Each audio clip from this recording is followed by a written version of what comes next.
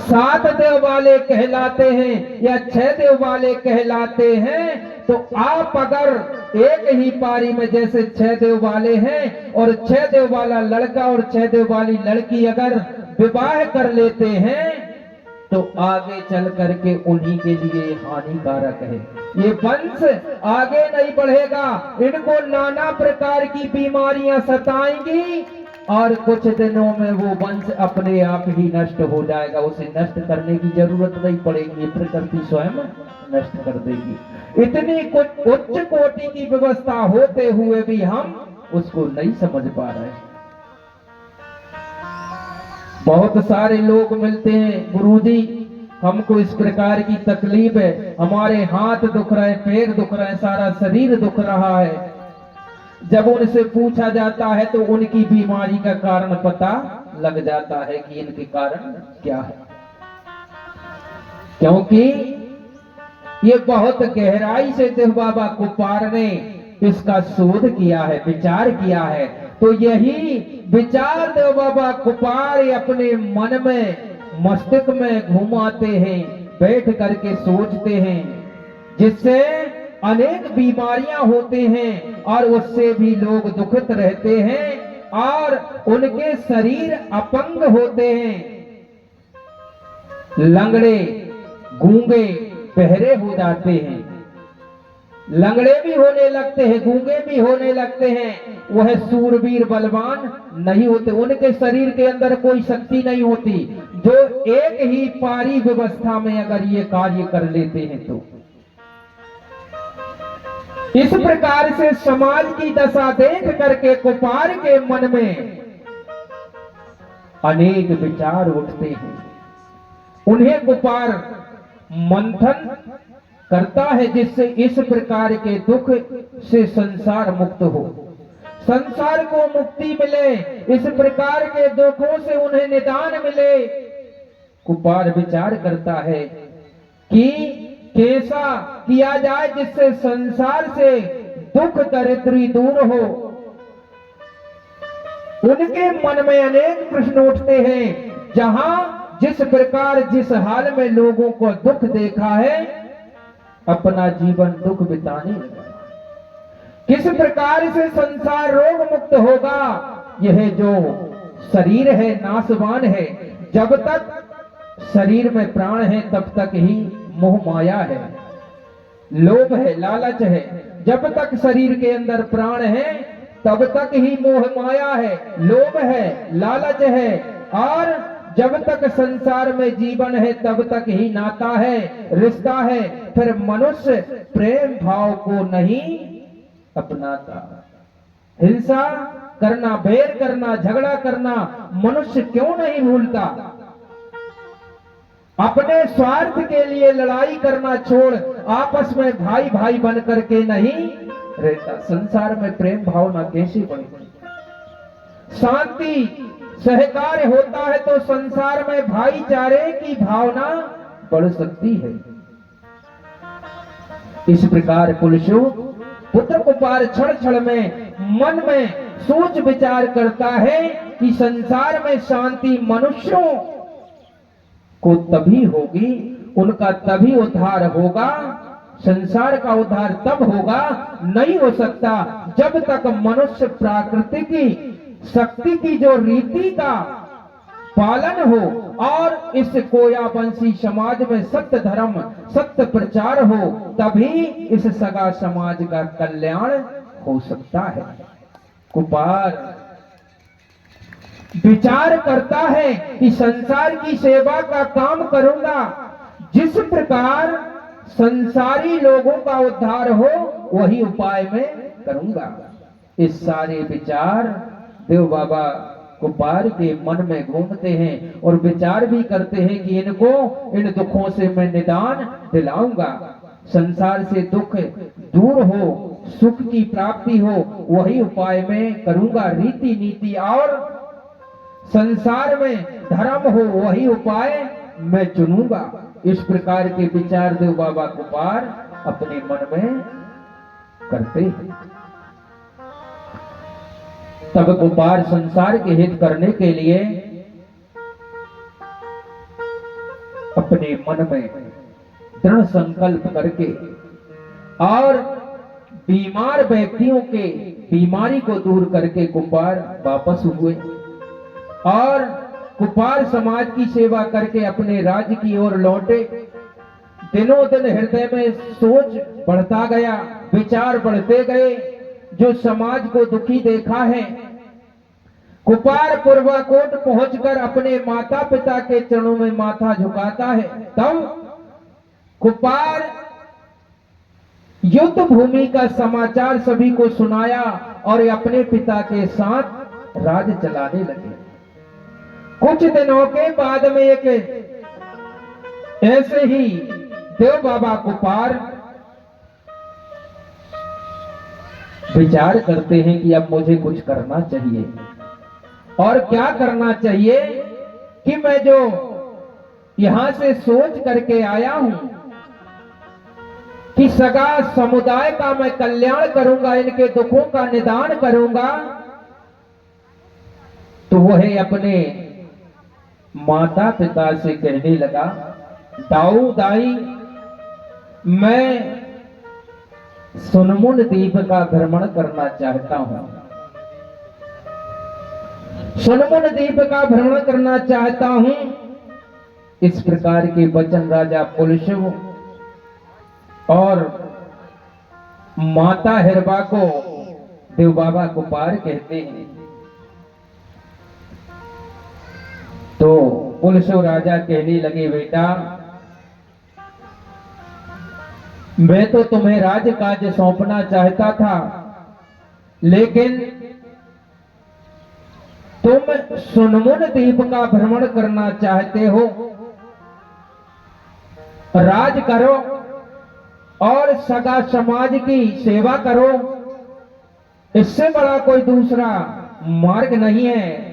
Cooper बाबा कहने लगे, बाबा आप बात तो सही कह रहे हैं, लेकिन मैं अगर राजा बनता हूं तो राजा बन करके मैं सिर्फ इस गणराज्य के प्रजा का पालन करूंगा, दूसरे गणराज्य नहीं जा पाऊंगा। लेकिन मैं चाहता हूं कि सारे गणराज्यों का मैं दुख दूर करूं, उनका निदान करूं, मैं ये चाहता हूं।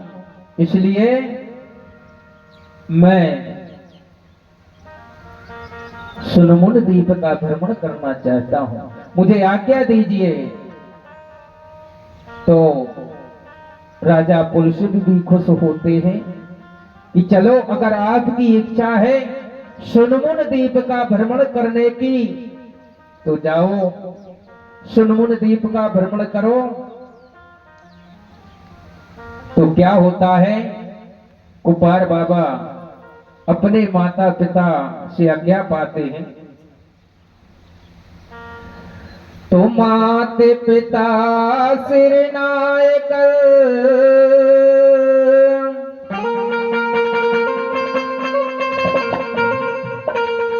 पाए कुपार असीस,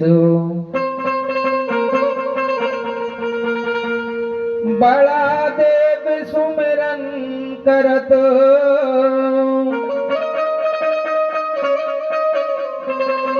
चले न बावत शीसो। तो देखिए, सगा समाज के कल्याण के लिए लिंगो बाबा क्या करते हैं, उन महल अटारी को छोड़ करके और सुनमुन द्वीप के भ्रमण के लिए निकल जाते हैं। तो देखिए, अरे लिंगो छोड़े महल अटारी और छोड़े घर द्वारों,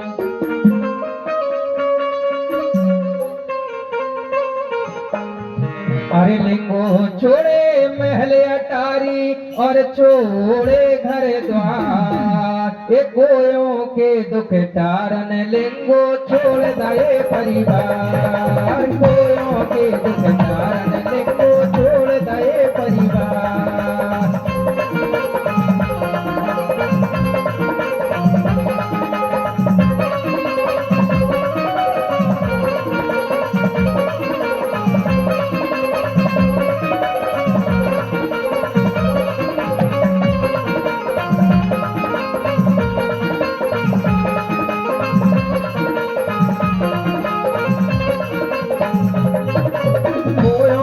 दुख टारन लिंगो छोड़ दे परिवार।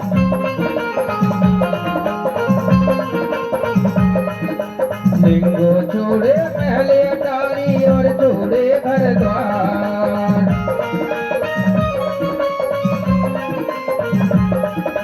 लिंगो छोड़े महल अटारी और छोड़े घर द्वार।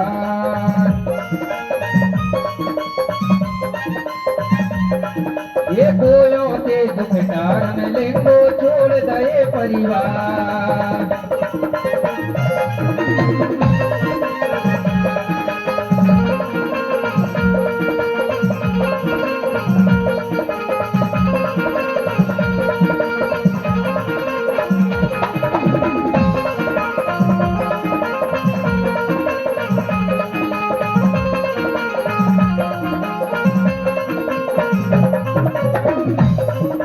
माता पिता से आज्ञा पाके, माता पिता से आज्ञा पाके, आज्ञा पाके, हाँ आज्ञा पाके और चल दए है गोपाल। कोयों के दुख टारन लिंगो छोड़ दे परिवार।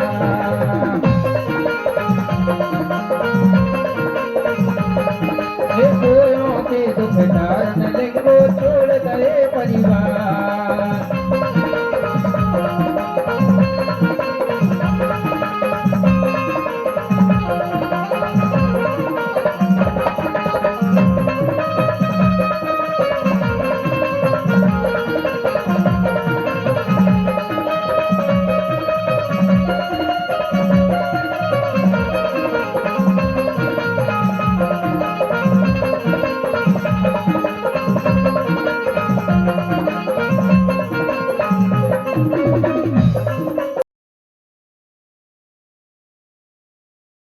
आरती करते हैं।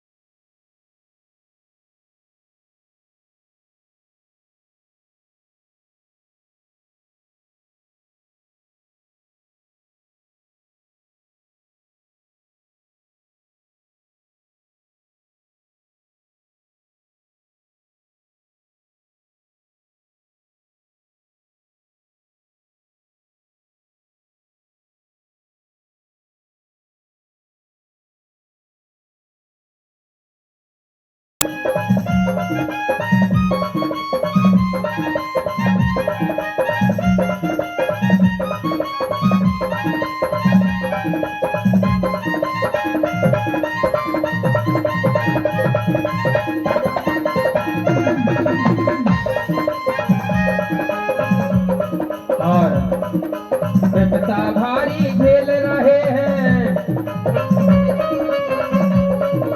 विपदा भारी झेल रहे हैं,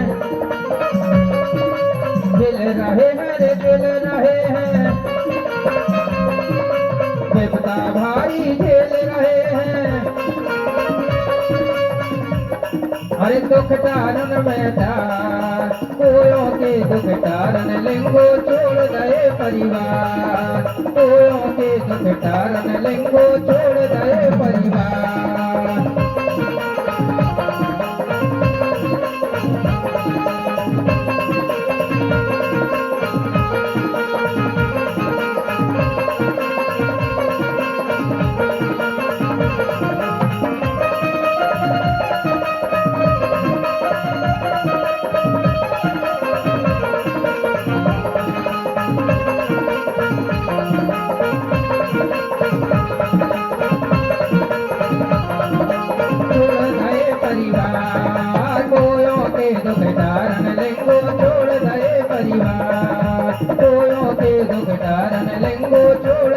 परिवार, कोयों के दुख टारन लिंगो छोड़ दे परिवार। बोल फड़ा पहनता, सजोर पहनता।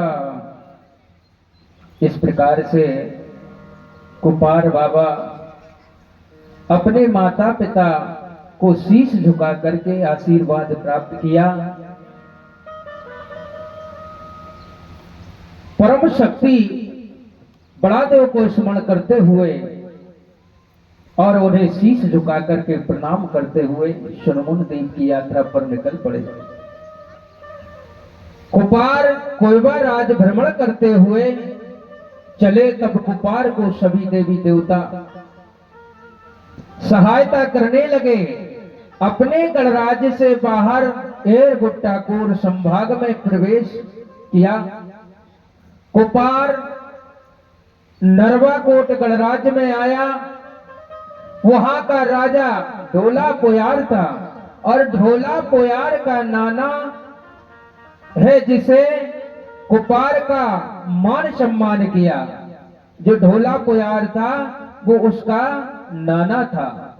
वहां राजा ढोला पोयार अपने पुत्री के सुपुत्र को पहचान कर घूमने के लिए आज्ञा प्रदान किया।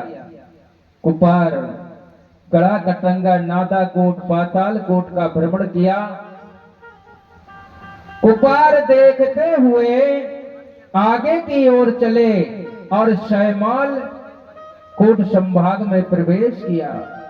वहां परगना चैबा कोट, गौड़ा कोट, कोयली झारी कोट का भ्रमण किया। शंभूर कोट के कुपार देखते हुए मन में निश्चय होकर आगे चलते जाते हैं।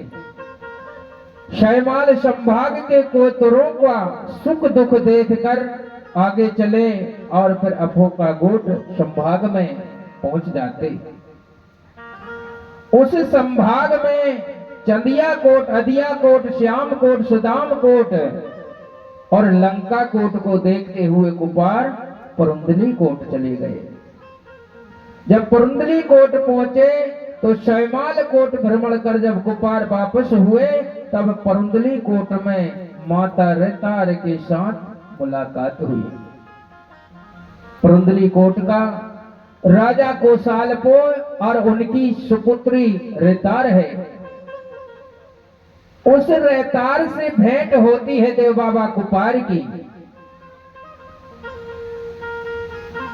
कुपार जब वहां से पुरुंदली कोट पहुंचा तो वहां जाकर के एक पेड़ के नीचे विश्राम कर रहा था। जब वह विश्राम कर रहा था तो वहीं से जो जंगोदाई है, जो कोसालपोई की कन्या जंगोदाई, वह वहां से भ्रमण करते हुए आ रही थी। तो उनकी नजर जब पड़ी कि एक पेड़ के नीचे कोई युवक बैठा हुआ है, सोया हुआ है और उसके पास कोई एक पक्षी बैठा हुआ है, हिंसक प्राणी बैठा हुआ है और उस युवक को हिंसक प्राणी कोई हिंसा ना पहुंचा दे, इस सोच से उसके पास वह जाने लगती है। तो उस पक्षी ने देखा तो वह सोचने लगा कि ये लोग इधर आ रही हैं, ये कहीं कुपार को किसी प्रकार का कोई नुकसान ना पहुंचा दे। तो वो और पास आ जाता है, फिर भी वो डर जाती है देख करके कि वो तो और पास आने लगा। फिर उसके पास आकर के उसको जगाया और पूछने लगे कि हे युवक, तुम कौन हो और यहाँ क्या कर रहे हो? इस जंगल में अकेले क्या कर रहे हो? तो कुपार बताता है, मैं पूर्वाकोट गणराज्य का राजकुमार हूं और मैं सुनमुन द्वीप का भ्रमण करने के लिए आया हूं। तो वह कहने लगी, सुनमुन द्वीप का भ्रमण क्यों करना चाहते हो? तो वह कहने लगा, मैं सुनमुन द्वीप का भ्रमण इसलिए करना चाहता हूं क्योंकि लोग नाना प्रकार की बीमारियों से ग्रसित हैं। तो इसका कारण क्या है? इस कारण को ढूंढने के लिए निकला हूं कि रोगों का जो निदान कैसे होगा, उस निदान। फिर कुपार कहने लगा, तुम कौन हो और इस जंगल में क्या कर रही हो? तो वह जंगो कहने लगी कि मैं रेतार जंगो हूं। तो यहां क्या कर रही हो और तुम रहने वाली कहां की हो? तो वह कहने लगी, मैं पुरुंदली कोट के गणराज्य के राजा कोसाल पोय की कन्या हूं। कोसाल पोय की कन्या हूं। इस प्रकार से वो उसको ये सारा वृतांत बताती है। तो यहां आप लोग क्या कर रही हैं? ये मात्र शक्तियां कौन हैं? तो ये सारी बात फिर रेतार जंगो उनको बताने लगी कि हे कुंवर सुनो, मैं राजा कोसाल पोय की बेटी हूं। जब राजा कोसाल पोय के यहां कोसा पालन केंद्र था और वहां एक सुंदर कोशिका को देख करके, यानी कोसा पालन जो केंद्र था, राजा वहां भ्रमण करने के लिए जाते, यानी मेरे पिता भ्रमण करने के लिए जाते हैं। तो वहां एक सुंदर कोशिका को देख करके और उनका मन मोहित हो जाता है।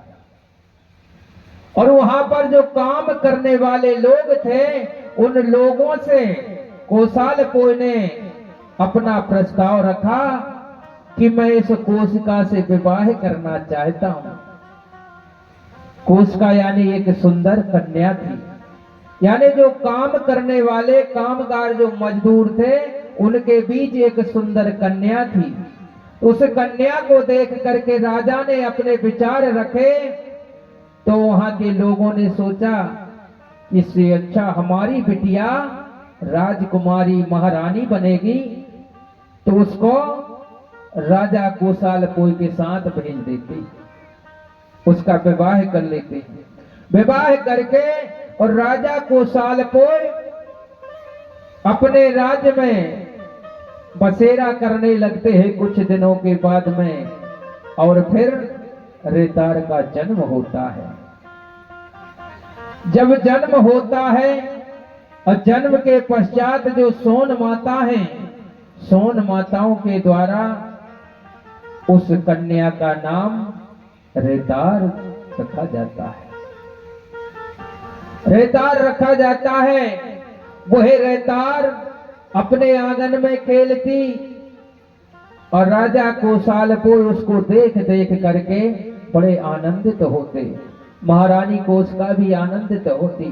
खुशी सबको होती है जब अपने छोटे छोटे नन्हे नन्हे बच्चे अपने आंगन में किलकारी मारते हैं, तो खुशी सबको होती है। इसी प्रकार राजा कोसाल पोय महारानी कोशिका को बड़ी खुशी होती है, आनंद मिलता है। धीरे धीरे वह कन्या और जवान हो जाती है। जवान हो जाती है तो कुछ समय के बाद में महारानी कोशिका और कोसाल को विचार करने लगे कि हमारी बिटिया अब विवाह योग्य हो गई है, अब इसके विवाह की तैयारी हमको कर देना चाहिए, कहीं पर लड़का देख लेना चाहिए। इस प्रकार से उस लड़की के जो माता पिता थे, राजा कोसाल पोय और महारानी कोशिका, उनके मन में ये चिंता छा जाती है। फिर क्या होता है, आदिला कोट गणराज्य के राजा को पता लगा उनके घर भी एक पुत्र था जिसका नाम था पड़योर, राजकुमार पड़योर। राजा को जब पता लगा,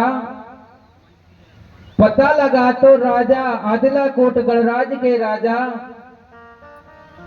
कोसालपुर के यहां पर गए और जाकर के महल में और जो राज दरबार में जो दरबानी होते हैं, जो पहरा देने वाले होते हैं, उनसे कहा कि जाइए महाराज कोसालपुर से कहना कि आदिलाकोट गणराज के राजा आपसे मिलना चाहते हैं। तो सेवकों के द्वारा, उन दरबारियों के द्वारा राजा को सूचित किया जाता है। तो राजा इतनी सुनकर के प्रसन्न होते हैं और कहते हैं जाओ उन महाराज को आदर पूर्वक लेकर के आना और सम्मान से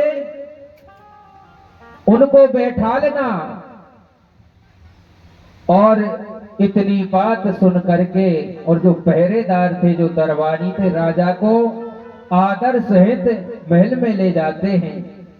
और जैसे ही महल में पहुंचते हैं तो राजा कहने लगे, हे राजन, मेरे बड़े भाग्य हैं जो आप मेरे घर में आए हैं और आप मेरे लिए देव के समान हैं। हे देव, कहिए किस कारण से आना हुआ, क्यों आए हैं? तो राजा आदिलाकोट गणराज के राजा कहने लगे, महाराज, मैं आपके यहाँ याचक बन करके आया हूं। क्या कहते हैं? जेहि कारण मैं आया हो सो सुनहो महाराजो, ज्ञान योग सुता तोरो मांगन आया हुआ जो।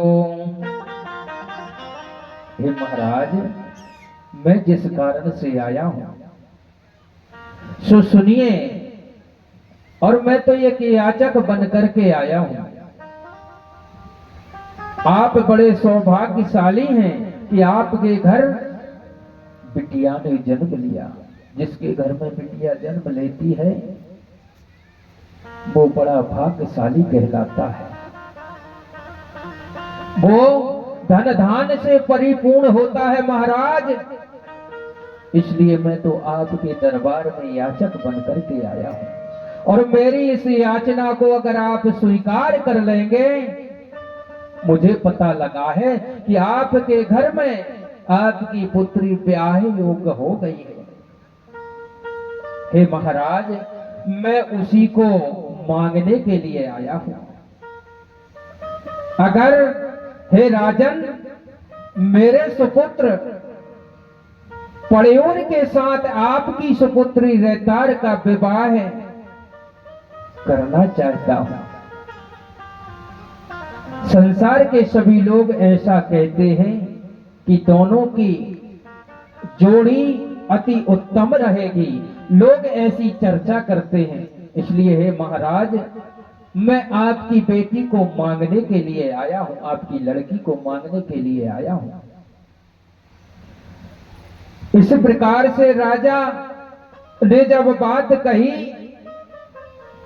तो कोसालपुर राजा अपने परिवार को बुलवाया, अपने जो घर परिवार के लोग थे उनको बुलाया और राजा के विचार सुनाए। जिस प्रकार से आदिलाकोट गणराज के राजा वहां आए हुए थे कि यहाँ पर महाराज हमारी बेटी का हाथ मांगने के लिए आए हुए हैं, ये सारा वृत्तांत कोसालपुर राजा अपने परिवार के लोगों को सुनाता है, अपने परिवार के लोगों को बताते हैं। तो रानी कौशिका भी प्रसन्न हो जाती है। फिर राजा कोसालपुर राजा आदिला कोट गणराज के राजा से मीठी वाणी बोले कि हे राजन, संसार में जितनी भी कन्या हैं वे सब नाथ घर के लिए हैं। जितनी भी कन्या हैं वे सब नाथ घर के लिए हैं, अपने कुल के लिए पुत्री नहीं होती है। अर्थात कन्या नाथ घर में ही ब्याह कर दी जाती है। संसार की नीति है कि कन्या नात घर ही जाती है। दोनों राजा समाज के नीति नियमों का बखान करते हैं। आदिलाकोट गणराज के राजा हृदय से बहुत प्रसन्न हुए। तब पूछा, नेग मांग करके अपने देवताओं को अर्पण करके खाने लगे। और आज भी व्यवस्था है हमारे कोयावंशी समुदाय में, जो समझदार लोग होते हैं तो सबसे पहले लड़की को ही देखने जाते हैं। ये बहुत गूढ़ रहस्य है, बहुत गूढ़ रहस्य। आज भी हमारे लोग लड़का वाला ही सबसे पहले लड़की के घर जाता है, लेकिन कुछ लोग उल्टी रीति नीति से चलने लगे हैं। लेकिन हमारे कोया पुण्य दर्शन के माध्यम से जो लड़का वाला होता है वो ही सबसे पहले लड़की को देखने जाता है। और आपने देखा होगा, भले ही हमको पता नहीं है, भले ही हम नहीं जानते हैं, लेकिन आज भी कोई काम करते हैं, जब ओली भराई की रस्म करते हैं या नेक दस्तूर करते हैं, फलदान करते हैं, तो सबसे पहले लड़की के वहां से ही शुरू करते हैं। लड़के के यहां से नहीं होता है, लड़की के वहीं से होता है। तो इस प्रकार से वहां बैठ करके आदिलाकोट गणराज और कोसाल पोए आपस में मीठी मीठी बातें करते हैं। और राजा आदिलाकोट गणराज के राजा कोसाल पोए राजा से आज्ञा पाकर के अपने राज्य को चले गए। वहां जाकर के और सारा समाचार राजा ने सारे सगाजनों को बताया। रानी लकाई प्रसन्न हुई। जो आदिलाकोट गणराज की जो रानी थी उनका नाम था लकाई। लकाई रानी ये समाचार सुन करके बड़ी प्रसन्न हुई और पूछने लगी, है आदिलाकोट के महाराज, परुंदली कोट की खबर बताइए, परुंदली कोट के विचार बताइए, परुंदली कोट में क्या हुआ ये बताने का कष्ट करेंगे। तब राजा पूरा समाचार महारानी को सुनाते कि हे महारानी, जिस कार्य के लिए गया हुआ था वह कार्य सफल हो गया। राजा के मुख से जब रानी लकाई ने ऐसी बात सुनी तो वह प्रसन्न हुई, बहुत आनंदित हुई। और कुछ समय के बाद में जब समय आया तो उस लड़की का विवाह तय किया जाता है, विवाह तय कर दिया जाता है। तो आदिलाकोट गणराज के राजा फिर कोसाल पोई के यहाँ पर फिर पहुंच जाते हैं विवाह तय करने के लिए। ये भी आज भी चल रहा है, भले ही हमको पता नहीं है, लेकिन आज भी अगर हम विवाह तय करने के लिए जाएंगे तो लड़की है घर ही जाएंगे, लड़की के यहाँ पर ही तय होता है विवाह। और मैंने उस वर्ष आपको बता दिया है कि लड़की के घर हम विवाह की तारीख तय करने के लिए क्यों जाते हैं, मैंने उस वर्ष आपको बता दिया है। तो आदिलाकोट गणराज के राजा कोसालपुर राजा के यहाँ पर पहुंचे।